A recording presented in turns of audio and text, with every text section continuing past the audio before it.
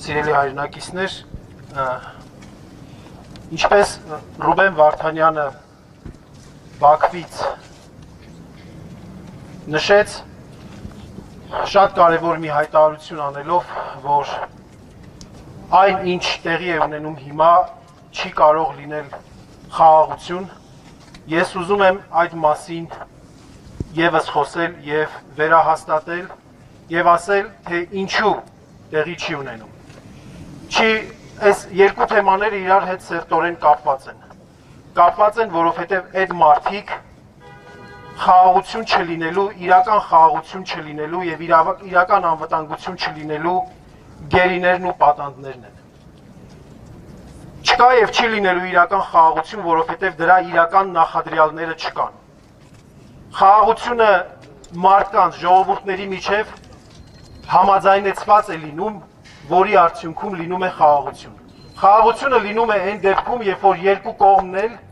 միմյանց դադարում են ընկալել որպես թշնամի։ Մեր հայրենակիցներին այնտեղ պահելով և կտանքի ենթարկելով, հայ ժողովրդի մոտ չի կարող ձևավորվել մոտեցում, որ պետք է մենք պարտադրված ծնկած ձևով խաղաղ ապրենք։ Հաջորդը։